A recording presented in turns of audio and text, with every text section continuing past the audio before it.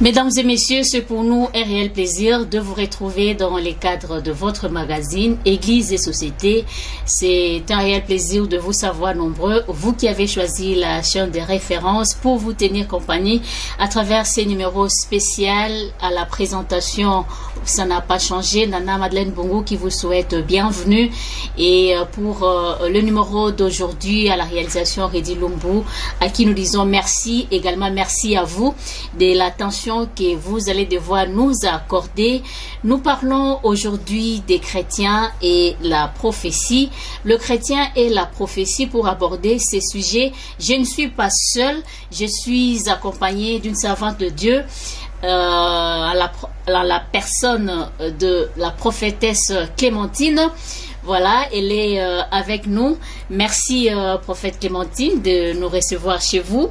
Et surtout, merci d'avoir accepté de vous entretenir avec nous pour aider le chrétien, aider le peuple des dieux, aider les Beaumatraciens et également les téléspectateurs ou auditeurs qui nous suivent, de pouvoir comprendre quelque chose par rapport à ces thèmes ou le sujet que nous avons choisi, le chrétien et la prophétie. Ceux qui nous ont suivis la fois passée, nous avons commencé justement à parler de la prophétie avec l'homme de Dieu, le pasteur Ndouzi, à qui nous disons merci et qui nous saluons en passant. Aujourd'hui, c'est un honneur puisque on est en plein mois de mars, mois dédié à la femme. Nous parlons du chrétien, nous parlons de la prophétie. Prophète Clémentine. Boni maman. Ça va, par la grâce de Dieu. Nous sommes heureux de vous recevoir pour parler de chrétien et la prophétie. Avant de pouvoir aborder d'autres questions, nous aimerions savoir par rapport à ces concepts, ce que les communs des mortels peuvent comprendre lorsque nous parlons de chrétien ou lorsque nous parlons de la prophétie. Avant tout, qui est chrétien? Nani anamo Christo. D'ailleurs, bon, merci beaucoup pour la parole. Mon Christo est dans un côté de musique. Yo moko yo kaka mon Christo azali mwinda. Mon Christo azali mwinda. Mwinda za kongenga bisika nyonso. C'est-à-dire mon Christo soka komi sika finga yeba ki waza mon Christo. Na ndako bayeba kaza mon Christo. Na libanda bayeba kaza mon Christo. Bisika nyonso azali bayeba kaza mon Christo. Ba Christo ou ba bengi ba chrétien ya Yesu Masiya. Bayeba ki bango na ilatela Yesu. Bayeba ki bango na ilobeli ya Yesu. Bayeba ki soki bamone oh non tango mona tango na ki Pierre. Babi non oyo pe na moni ye ikola azalo kola mutu wana enda monta ngo bayeba ki. Ba bengi mon Christo. C'est-à-dire mon Christo mutu a changer ka forme te. Pour la lobi na biso ye azo tambola lolenge Yesu ala kisaki ye. Biso do fe tambola ndenge maître msazali. Nde bengi mon Christo. Mon Christo ali mwinda oyo azongenga. Oyo azolakisa kimia, azolakisa pole. Oyo atrishaka te. Oyo aza mutu moko ya bosolo. Mwana na nzambe, abengi mwana na nzambe. Yango abengi mo Kristo. C'est mo Kristo ali mwinda. Et lorsque nous parlons de la prophétie, Lisakoli. Lisakoli. Ngamoko nazana kati ya mosala wana. Prophétie. La vraie première prophétie, c'est la parole de Dieu. Olaninga? Première prophétie, c'est la parole de Dieu. Mais, la prophétie, par exemple, pour Matambetali, un prophète. Prophète azali messager en Zambé. Oyo munoko nzamba lobelaka. C'est-à-dire, soki likama. Ou bien les Cambozoya, ou bien ils ont révélé que bon, avant de rappeler ma Cambonioso, à Koyana Monoko ya Musakoli. Musakoli yende motako transmettre ma Cambo, ou ya Nzamba Lobi. Mais prophétie, oui, prophétie ezali, bako pesa yo prophétie na mutu, prophétie ezali, mais véritable prophétie c'est la parole de Dieu. Parce que la parole de Dieu, on te benga kawana, mais ça prophétie, parce que yeso le bila kiba, comme ça le wana. Putu yoka Yesu alumini bozela makambo oyo nazobe abino bokoyeba ngo bien te tango molimo santo koya ako révéler bino makambo nyonso bokoyeba. Elingi koloba nini? Prophète c'est la parole de Dieu. Mais prophète, attention, prophétie na prophète. Prophète aza mosakoli, molobeli, monoko ya nzambe alobelaka. C'est-à-dire soki nga na ina loba, bien yo lingo, soki mongo vada dinga loba. Ako na radio te, ako ya koloba na bon nana. Yebisa ba bato baza kuna tala boy na boy na boy. Siko biso, musala na biso, nzambe nde il faut lobela biso. Soka lobisto transmettre la nation. Yango bengi prophète. Ba messager, ba prophète, baza ba messager et bongo lokola tozo ko lobela ba prophète et je suis vraiment heureuse ya ko yamba yo pe ko zala na yo parce que vous êtes prophète. Et je suis très à l'aise de parler de la prophétie avec vous, étant donné que Ozana Kati, il y a Likamboyango. Alors, en parlant justement de la prophétie, l'opinion se demande, est-ce que au Congo, est-ce que aujourd'hui, on peut encore dire qu'en RDC ou dans la vie des Boma, il y a des prophètes? Parce que bah prophète, bah messager, bah kana maloba de la part de, est-ce que le lot ou bah prophète wana bazali sous? Parce que tu as les sous-soutés, tu as vu que na temps ancien, tant que nzamba zo pesa maloba na e message, ba prophète baza ko transmettre eza na ba konjamboka, na ba kambi, et puis peuple de Dieu, bazali koyoka et puis bazali ko orienter marche na bango. Mais aujourd'hui en RDC, est-ce qu'on peut encore se dire qu'il y a des prophètes? Et si ils sont là, message ningi bazoye la biso, eza la biso ba na nzambe to pe ba kambi mboka to ba konjamboka pour que ekolo etambola malamu. Potozana mikaratano ebele oto kongi pa ko lobela kutu te na kati émission. Merci pour la parole. Ne place on ni atinga siko. Est-ce que yon dimi que Congo monene bo prophète akozanga? C'est que Dieu n'existe pas. Soki na Congo awa prophète akozanga. Oya koloba pona mboka. C'est que le baki nzamba zate. Ba prophète prophète azali ngamo ko na prophète na ya na ville ya Boma. Oza témoin. Oza témoin na leka na plateau na bino awa. Nana yokanga. Nana landanga. Yebisanga mo continue na ville ya Boma landanga ai. Awa na yebisa bino ke Jacques Mbada za na cercueil. Nakosa? Na yebisa bino non abi Jacques Mbada za na cercueil. Na bana ba interplakinga ke Jacques akufi. Bala bakinini? Ba bomiye ba banga non botika biloko wana. Na yebisa ki bino depuis 2015. Qui n'a moni Jacques na cercueil.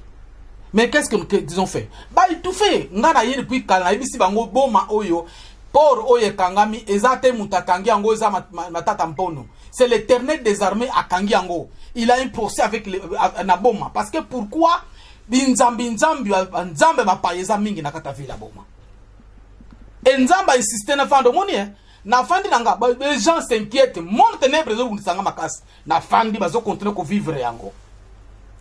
Alors mukolo Jonas akotaki na mboka pona koni kosakola na ba konti batelemaki mais ngai moko atelemaki te bafandi kimia mboka Congo est-ce qu'il y a ndimi kezanga mais ngana bandi awa tena bandi Kinshasa soki na ye awa nzambe ndatinda kinga na bandi Kinshasa 18 ans pouvoir c'est maman ou cette dame qui a sauvé cette pouvoir là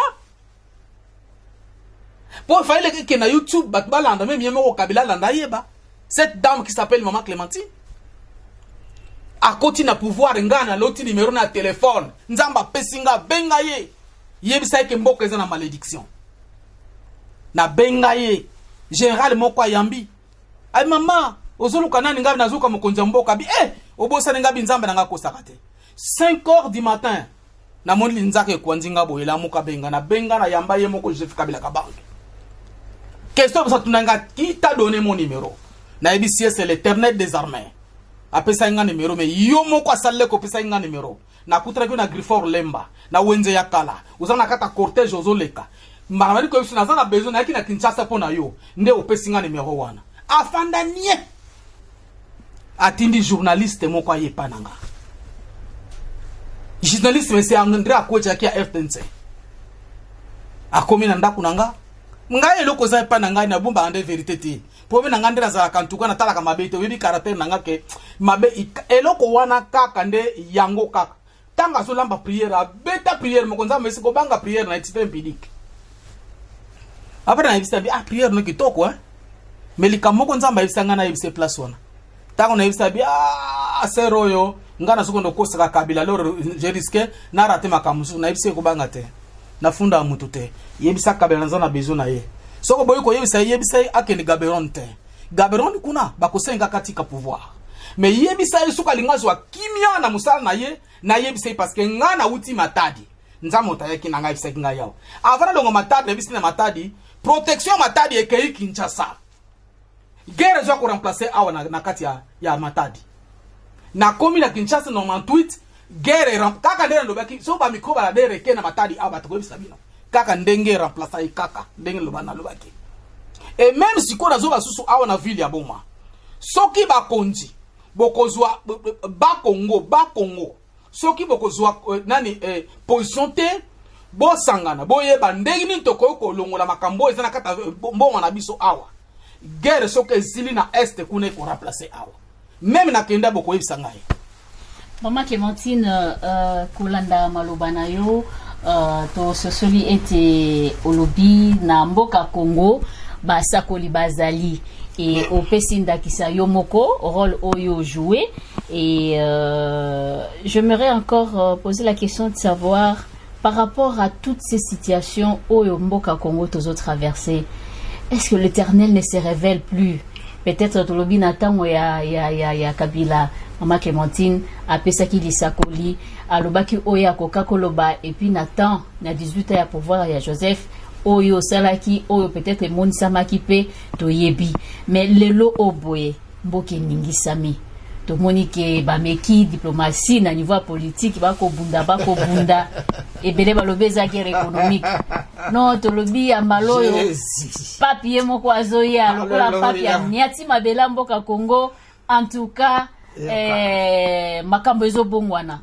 Mais tozo mona bilembo, ndenge to kokende apparemment, to éviter ce qui changement on ekoya na espoir na elika te lokwa aza motola nzambo ayaki anataki mabele na elika bana nzambe nyoso balobi ete makambo ekobongwana kimia mingi kimia obakoluka ekokota na mboka ebongo bino basakoli bolobi nini sœur Nana, on ne se moque pas de Dieu do banda ko toucher wana tina zaboye nazoka na komi pepe lokola 2 kilos. On ne se moque pas de Dieu. Nzamba za mungala mlo mswahili mukongo te. Ya nzambe bwelele. Non. Il est l'Éternel des armées. Alors qu'il est bien et le mal. Menga na bondelio, choisissez le bien. La vie et la mort. Menga na bondelio, choisissez la vie. Aibisi Moïse. Atuni Moïse. Banane ba bengani yo ba Egyptien oh non na bimisi no ngandra bimisi na makasi na ngai omoni siko zokende na mboka miel boko kuta banzambe bele ba paye ba ko banzambe na bango bokanga mana banzambe wana te sinoko kanga bino singa na kingo soki bokanga mana banzambe wana nako kausa mboka na bino sécheresse nako kotsa mboka na bino na kokotsa mai na bino poisson na koboma atepo komona comme si nazate me nazali. Bien aimé, combien de fois nasi na lobi na télévision que pays eza na malédiction yuka ba omoni ba pasteur ba nzambo limbisanga ba pasteur oza na bible na boko prophétie eza na kata maboko na yo alobi Josué 1:8 lobi buko ekabana vi na yote meditango butu moy jour et nuit pona nini et si ka okozwa succès na misala na yo nyonso te dire ba konzi ba isuwa ki bazakuna o balonga ki bazakuna o basala ki ko bazakuna o baliaka na bambu bazakuna o bakundira mboko bapaya bazakuna na kata ya bible wana o bakufa kinzala bazakuna c'est di bible oyo soko zo meditango okoyeba ke prophétie ya mboka ya Congo bezali ngai problème na ngai na linko le belo côté Jésus na linga na le be o moye loko bandimanga te we balinga te ko lekisanga ba ibisaka bango moni mwaswana za vrai prophète na prophétie ya mboka mais problème ezali eza problème ya tribalisme ya mikolo parce que soki ba yambi ngai na bimisi prophétie ya mboka ba mboka ezongi siko seke ezongi Maluba belge zongi na mboka na biso. Et c'est ça eloko to wele na ka place wana. Vous croyez que belge za zoba?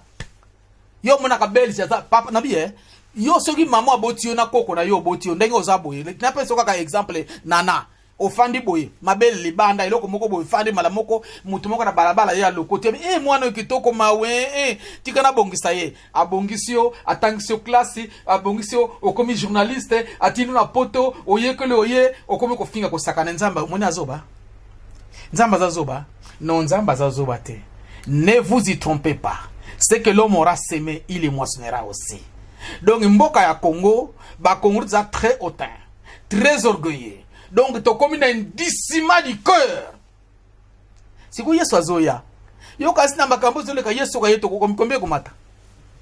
Boye bisangai na pastor zango. Parce qu'il y a des gens mona toke ndeko sambela, toke na prière, mais so ka na musala aliaka na kopi. So ka musala ayibaka, so ka musala akosaka. Aza chrétien, mais aza faux chrétien. A une église à tonda ka mikonos, mais c'est un occultiste, diable, c'est un sorcier. Si vous sanga yeso ka ye, ako banane.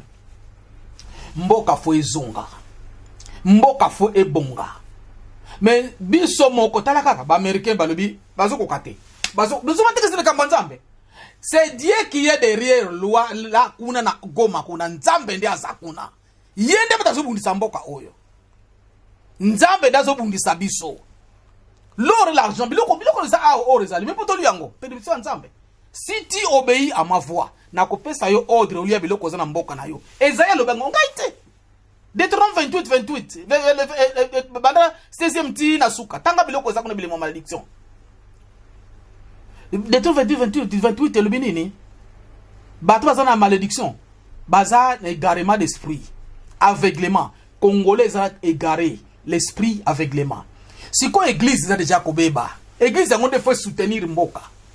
Église occultiste de côté. Rose croix et côté. Bilo kono se côté kuna. Si kuna na ko sauver mboka. Ba côté le meilleur vrai prophète. Yo makamwa na mona na ville. Na ville makamwa na mona. Na ville oyo makamwa na mona na ville oyo. Oui ba regard boninga na zoaka. Même kana baninga ba chrétien. Azo ni ko regard talo. Otuna saloni. Na so eloko mokote. Parce que ye apona nzela na molili amoni ke oyo za lumière. Alors, papa, est-ce que na toutes nos questions, moko yo répondre à un journaliste? Parce que vous avez au Sambelaka. Na yebi ko Sambelaka, vous avez au Sambelaka comme ça la kuna église na bino. Est-ce qu'un homme peut détruire ces pays sans Dieu? Maman Clémentine, merci beaucoup. Bandeko Balandi, amis auditeurs, amis téléspectateurs, nous parlons de chrétiens et la prophétie. Alors, la question est celle de savoir si en RDC, il existe encore des prophètes et s'ils sont là, où sont-ils? Qu'est-ce qu'ils parlent, qu'est-ce qu'ils disent de la part de l'Éternel avec tout ce que le pays connaît, avec tout ce que nous sommes en train de traverser comme situation critique. Que disent les prophètes? Quelle est la prophétie pour aider le pays, pour aider les gouvernants, les dirigeants d'orienter leurs décisions, d'orienter les réflexions? Et aujourd'hui, prophète Clémentine Olobi Mboka eza sous malédiction. Et par rapport à cette malédiction, au talisibiso moi bilembo yotozo mona par rapport topena lolenge ya biso ba congolais ya kozala ya kotambola lolenge to komi mosik voilà otolona lolenge to komi mosika nzambe on est en dehors même de la parole parce que ici en citant l'église vous avez dit même dans nos églises et Kokoso et Koti. Alors ces chrétiens, quel rôle, qu'est-ce qu'ils doivent faire aujourd'hui pour que babimana se ya malédiction wana parce que souci ezali lelo to mona mokonza mboka za mosika akende mboka o mabe akende boy azonga boy ba msusu ba ya pepa na biso nyonso na bakoluka kimia. Mais si réellement il faut revenir à Dieu, comme vous avez dit que Mboka Congo ezali kamwa nzambe, guerre à est ezali kamwa nzambe.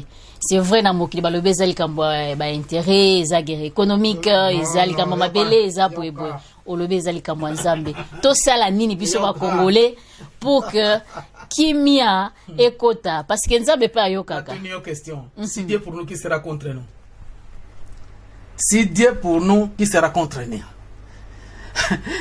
Oui, bon, quand il va ça différent,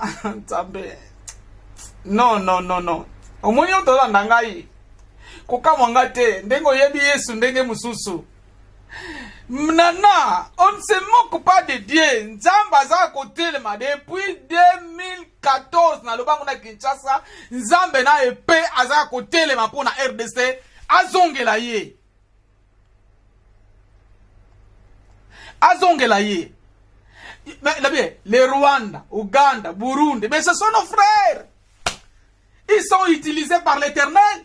Qui est ennemi de la maison? Nani azam nguna yandako. Bolimi sanga pora mundi omuninga mabe parce omona ka Rwanda babuma ka batukuna mengana ko bisamino ngana zoke na Bible. Nazoke ende na Bible. Nani munguna ndako? Munguna ndako se mwana ndako. Est-ce que ngana ko buka ndako no samuta ndako na apesa nga nani? Apesa nzela. Non. Munguna ndako se nani? Rwanda, Ouganda, Burundi, parce que nous sommes colonisés à un seul papa. Donc ce sont nos frères. Soit ni basal la bango, pas de basal la Angola te, pas de basal la Brazzaville te, pas de basal la Peli Moussous te, basal la Kaka bango parce que ce sont nos frères. Ça c'est Dieu. Basal la Nzamba on a besoin de comprendre le qu'on a zoloba. C'est Dieu. Oui. Tous en a bomengo na biso. C'est Dieu pour nous qui sera contre nous. Personne. Tous en angambo Nzambe. Muibi akote pa na biso. Bible lobi na biso do kota ndako kwa muto makasi fo kanga muto makasi wana. Après okangi ende okote na ndako na ye. Soko moni Rwanda lokola pe Rwanda wana ezobeta Congo. Mais malédiction ezali comment muto ayaka na ndako na kota bandiko bonga biloko na pe ofandi. Non non non. Makasi ezate. Parce que makasi za kepa na Nzambe. Nzambe faza na ngambo na yo. Parce que Dieu qui donne la force. Tu sais combien de batu bakufi na est. Combien de militaires l'homme soit kokima combien bazo kufa ale Nzambe wana est-ce que Nzambe wana kate ba utamba moni président ye ba ke ko wela bango nyoso Nzambe lobito sala boye Nzambe na utala kana bango même tango saki président Kabila mona ba ke na stade bona boy ba yebi ngai soko lingo yeba ngai mama Clémentine soko kuta na passé Futiluemba, passé Sitaluemba. Tunaye. Est-ce que ma Clémentine a vrai prophète ou faux prophète? Pour nyonso oyo eleki na mboka na biso na lobango. Même kabala na pouvoir, na kena Molière TV na bi, mikolo suka bakoboya yo. Ce n'est pas pour mabe, parce que la volonté Nzambe te. Yo kasi réconciliation ya Congo na biso, et ça réconciliation nini? Ya ba Rwanda na biso? Non. Non, ça c'est archi faux. C'est archi faux, maman. C'est dans cette société où elle a na ba Congo, où na seya baba shuna. Barwande basali yango. Bato bazo kufa awa na mai awa erozo wa inondation bato Barwande basali yango. Non. To zonga, mama to sanga na to loza bomoko na liboso, nous les chrétiens de mon côté. Ba dans science ba récupérer je ba vrai chrétien. Ba récupérer ba basaki ya los. Ba récupérer ba vie ya nini wana. Ale sikoyo zulu kata msobenda ma papa yaka tala so to meko sala front commun awa tokende ne basala ba mususu bato balinga bakendo kufa na yoka histoire basa toko sala front commun toke pas président public président aza sikoyo aza chrétien azo yoka même ka Kabila lingaka ba chrétien yango na lingaka biya mta pesi pasteur Valère na Congo awa c'est Kabila kabange pasazaki na Valère te na mboko yo Congo Natangwa kalazaki na Valère te lokolo ni atili kambo ya kosangana bino bastel na Nzambe bo sangana prophète Clémentine et tozomona na capitale kuna na Kinshasa et belé tuluko ba bastel na Nzambe pe bazo sangana un moment donné bazo ki ne pas kutaba ko Nzamboka basolola et tozomona pe bazo ko sangana bazo ko initier ba culte d'action de grâce to bon de la pona ekolo koto bo to bon de la pona ekolo ba yembi pe lokola aujourd'hui vous dites encore tosangana kosangana yango kosala ngo lolenge nini pour que le Seigneur vous entende bino basal nanza est-ce que tango bakenda kuna bazakana loko ko bisanza tango bakenda kuna yo kamati médecin ou ay malade wana otikiye bokene na hôpital kuna ba bisale opération ko basana nisiku yo oza soki oza coucheuse si quoi ba pesi opérer kuna kosani hein elinge lo bando traiteur me bato bako kende ko sangana bazana mesa ba yebite loko ba kesa ba o esengeli bazana bango baza société même na Kinshasa les vrais pasteurs bazaka société na ba groupe asala kawana minga na yebi ko mama nga na uti Kinshasa je connais. Même na yena boma na yima kambo belé papa. Na ibi en tout cas mama musala tsala kese kitoko te. Ba so akanisa kasoka moninga chaque dans l'église kuna église ça maman j'ai fait dans sala musala. Botika na fanda na kengere la bino la sentinelle na ba Congo botika. O bozo sala menzamba za na bino. Mama nana. Nzambe aza camarade na yote. Nzambe alinga kango la Congo mais avec haine oye komi na congolais. Parce que akutuna moi nazotuna pourquoi nzambe abo service nzambe abo service te? Est-ce que nana sa mona télévision nana mona télévision ki na télévision alo bana mutuke bana mibale bo sala boyete parce que biso tanto botamaki so koti na hôpital miliki zakuna bilambe zakuna biloko kolia ezali nani personne nana sa bana ke biso kotaka na classe ya ofele totanga na ofele oke na école ba livre ezali o ba livre osomba nani wana personne aloba yango mutu moka aloba yango te kaka tu vois la vie qu'on a mené la vie comme ça français kaka français wana Félix ana posa ko bongisa soko tali azobundana ana posa ko bongisa mais ayebi te ka les api pa na nzambe ye moko te dire blocage ezali blocage mais to ko sunga na biso to bona biso ko ngambe na pesa ki nga message mais cette fois-ci na lobaki na ko po makamba sala ka bato makamba obi na peso exemple na peso kwa exemple typique na période ya Kabila cour d'air boso raté yemi balé raté yemi stato mine ngai na koti jeûne prière bulumbo na ndaku nanga pendant 5 jours nzamba yebisinga yebisa Kabila ke nangaliema akota parfois bana vimba bitema affaire soin se bango moi c'est moko azali kuna abanda kolela kuna kati kuna alors sikoyo pa Kabila ke akeina ba roda tu ba ke tututu asali na mona ba nsusu ba matina avion ba ke ba sungi bango tango amoni kimia wana pesa ke na pison alibia wa mbopesa nga mutu wana oyo apesi message oyo bazwa passer musu atinda kuna aloba ya yebilinga na zate ba pesa passer musu atinda kuna alors je ne savais pas nazo ke na côté ya école oyo soki na ville kuna école moko ba sala ka courant na bosa université na nini na asoko le kamambare ko école ya Ista na monika jeep moko ekiti général moko akitelemi mama prophète bayombe loboko makasi kaka bisikolo ba pesi jeep na mbongo zitambola makolo boyo ngai papa ba pesa nga jeep na tambola te habite tika biloko wana mama mbongo na leki na maboko na ngai parce que message opesa ki esalaki lokito azui téléphone abengi na misu na ngai allo jambo mama habari alo ibo na bwala bina yeke me na mona ma Clémentine awa avec une pauvreté que ça comment possible moi sina tomoka pardon ma Clémentine tika baza bato ba pesa ka bato misala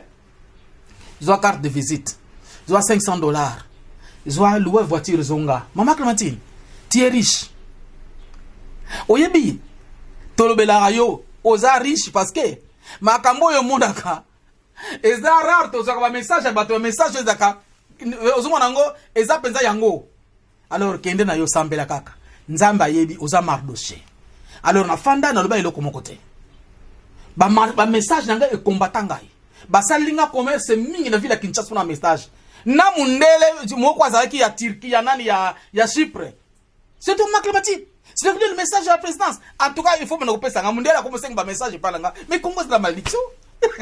Beaucoup c'est la malédiction. On a créé un petit peu qu'est-ce qu'il veut laisser à dire? Non. N'a un message, n'a pas problème. Ne pense pas ça comme un gars problème n'a pas na président public. N'a pas le bango na télévision té n'a pas na vie d'angai. Il faut na kuta na ye parce que na yebisiye il y a bengi basala nzambe à te fandeli. Mais après maintenant on va faire ce qu'on va faire.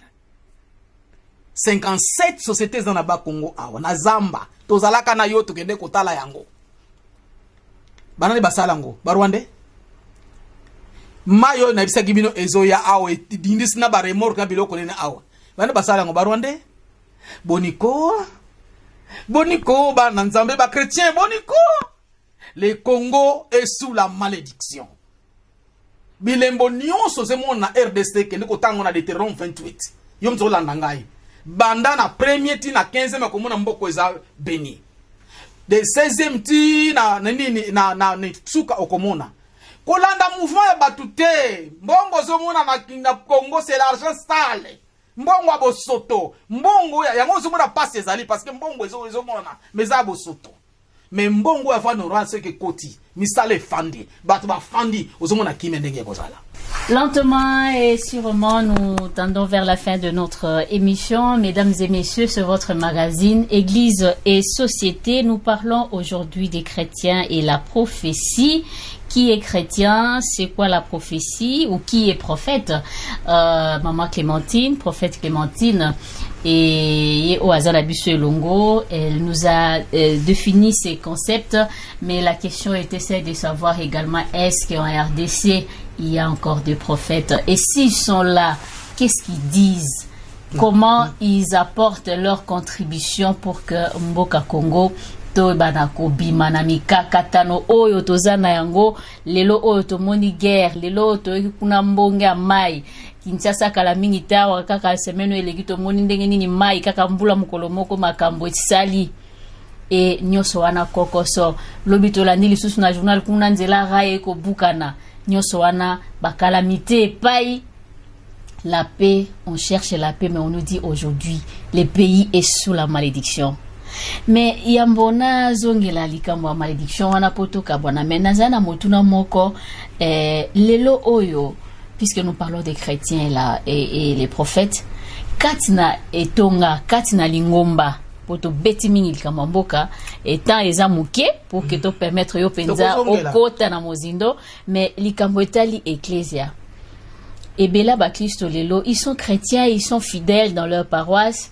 Peu de chrétiens seulement oyo bazon dima maloba na Nzambe, c'est-à-dire la parole oyo ba kolie sabango par rapport à ainsi dit l'Éternel, et ces chrétiens se confient ou se fient à vous les prophètes. So ba ki ndeko moko mobali moko mwasi moko akosakola ba komi ko se fie mingi na maloba wana ba tikina no oyo ba yokaki na maloba na Nzambe.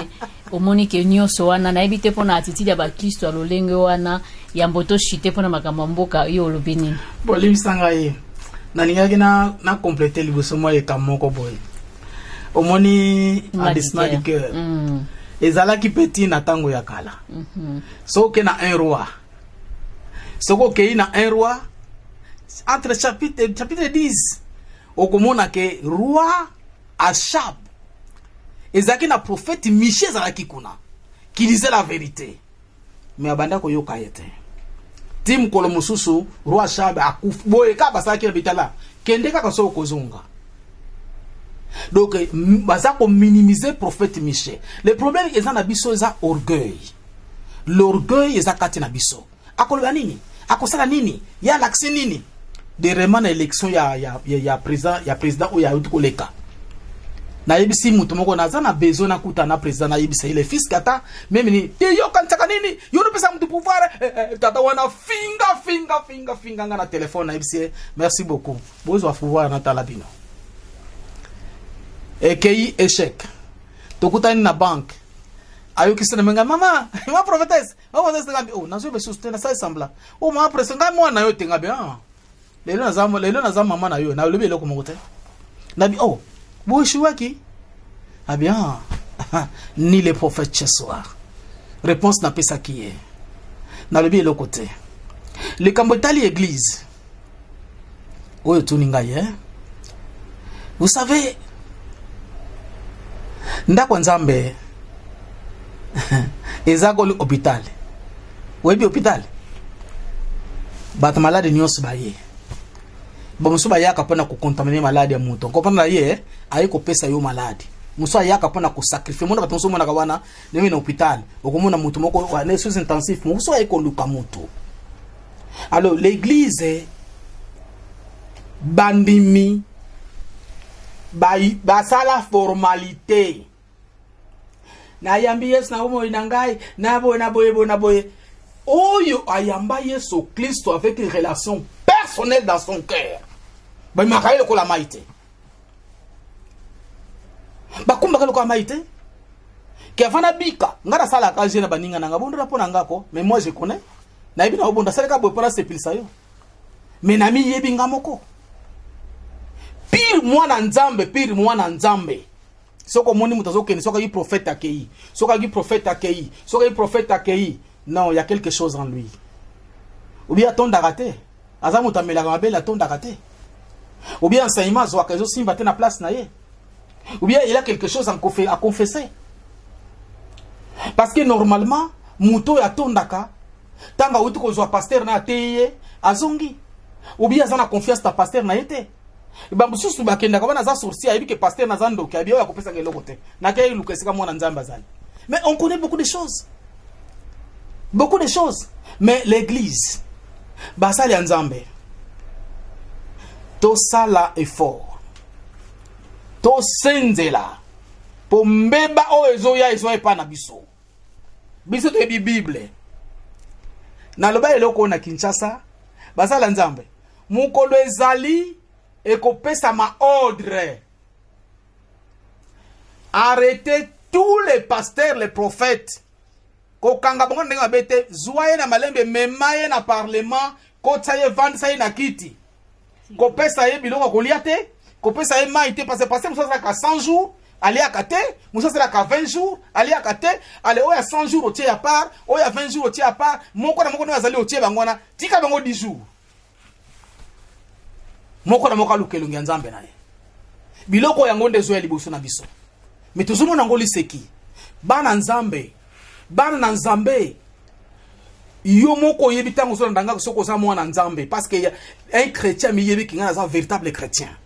Mwana nzambe mi yebi kinga za mwana nzambe. Kolanda mouvement te.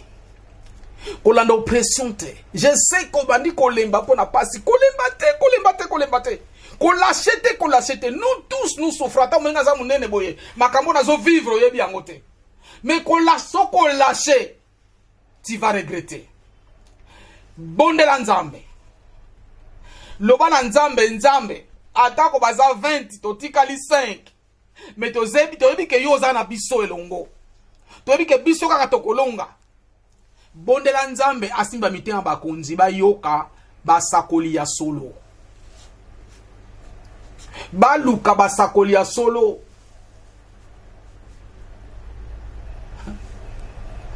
Oyebi général nani oyo. Azaki général. Balobi na yeke kota la mai oyo. 7 fois bongo bika. Amitala bino kokate. Kake loko na salaki. Asakine akomi pure. E biso pe nzamba lingi amata bistokita. Pourquoi Dieu a-t-il rejeté ces pays? Bible a lobi soki boto singaite na kopimi la biloko lia epa na bino. Soko boto singaite na kotia mai na poison na bino. Soko boto singaite na kolakisa bino ba konjo bakufa moko juto ko sala émission. Na kolakisa yo ba konjo bakufi oyo moko na moko sori ya moko na kolakisa ezami limbo malédiction. Na kolakisa yo. Premier président akufi avec humiliation. Deuxième humiliation cargo ti akendeki. Troisième humiliation bomé na kata bureau. Quatrième humiliation à longo na kata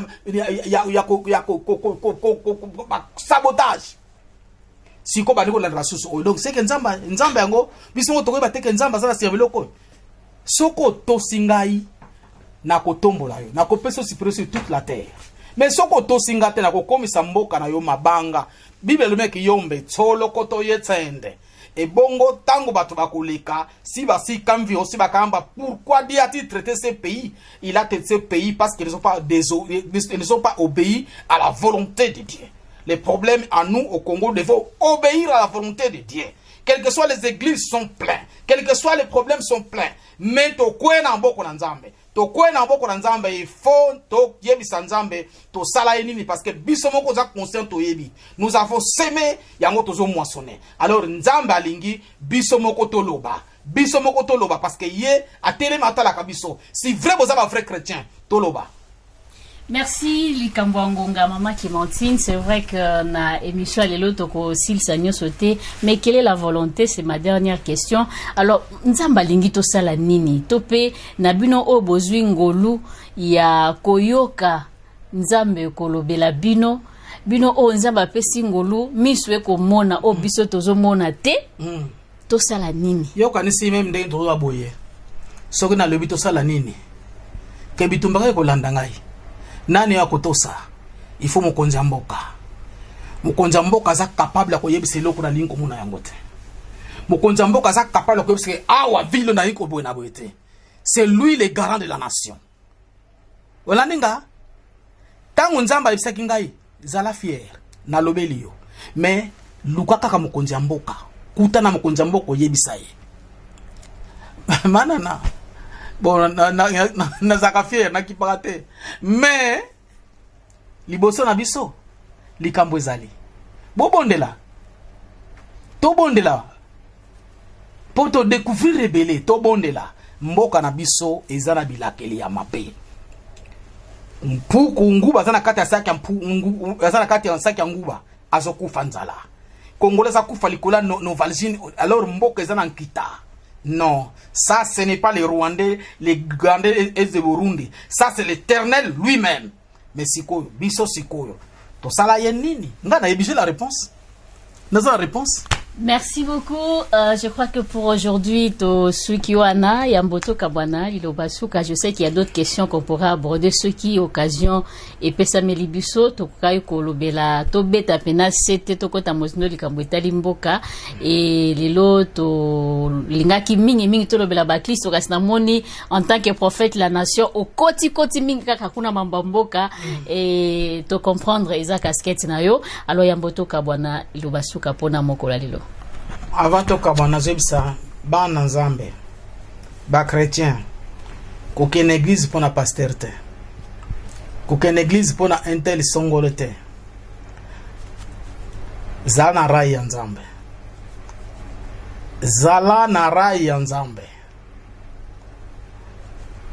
na beli mbala misatu zala na rai ya nzambe nzambe azako kona bisote il est l'Éternel des armées tout ça y est.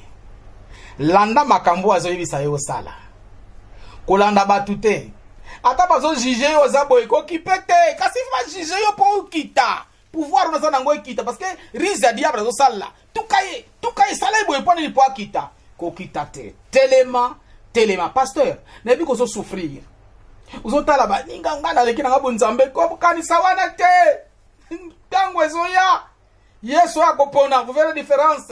Na we sala kanzambe na sala kanzambe te na Malachi 3:16 ezali okomona différence mais yo zo akimia mwana nzambo zolanda ngai kokende pona nguma bate kokende pona nguma lingomba te kokende pona nguma prière yo ka prière tela na mutu keba ba prophète wana ozo mona bazokende ke wana o olati bo sali boye okende kozwana makambozo akate mwana nzambe na église ba rose christian bazali bata science bazali ba yai kozo ba étoile batu koya kozo ba constellation ya batu ba chance ya batu alors tango ye na église zana rai ya nzambe sambela nzambe ata batu ko temela bo nzambe mais so komo ko pegisa miso olanda okomona ke tango nazaki ngana mukili nazaki bien mais tango na ke na église vi na ngesa nini e baby parce que okende ki okota na vi moko ezaki kuna yo telema na kobanga nzambe ata lelo e umeli ata lobi okozwa kaka parce qu'il est fidèle à sa parole.